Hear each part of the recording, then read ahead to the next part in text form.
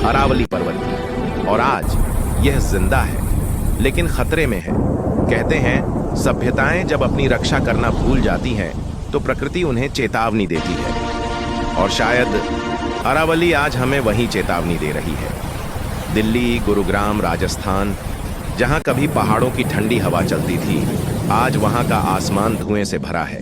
जहां कभी जंगल था, आज वहां कंक्रीट के जंगल खड़े हैं। जहां कभी पहाड़ थे, आज वहां सिर्फ खामोश गड्ढे हैं। लेकिन सवाल ये नहीं है कि पहाड़ टूट रहे हैं, सवाल ये है किसने तोड़े, क्यों तोड़े, और इसका असर कितना खतरनाक है।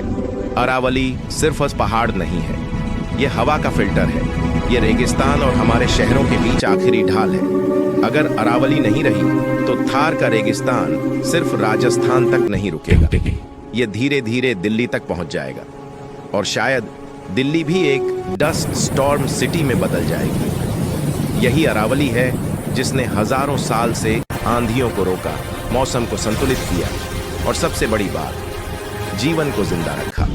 लेकिन आज खनन, अवैध निर्माण और जंगलों की कटाई, यह सब मिलकर अरावली को टुकड़ों में तोड़ रहे हैं। कई पहाड़ गायब हो चुके हैं और कई बस आखिरी सांस पर खड़े हैं। शायद इसलिए हाल के वर्षों में धूल भरी आंधियां बढ़ी हैं, गर्मी रिकॉर्ड तोड़ रही है और बारिश का संतुलन बिगड़ चुका है। ये सब कोई संयोग नहीं है, ये अरावली के कमजोर होने का नतीजा है। सोचिए, अगर एक दिन ये पहाड़ पूरी तरह टूट गए तो हमारी आने वाली पीढ़ियां क्या सांस लेंगी, क्या पानी पिएंगी, कहाँ रहेंगी, और सबसे डरावनी बात, शायद वे सिर्फ किताबों में पढ़ेंगी।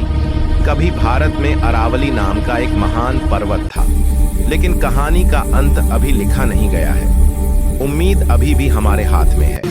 यह लड़ाई सिर्फ सरकार की नहीं, ये लड़ाई हम सब की है। अरावली को बचाना सिर्फ पर्यावरण का मुद्दा नहीं, यह जिंदगी का मुद्दा है। तो सवाल यह है, क्या हम आवाज उठाएंगे?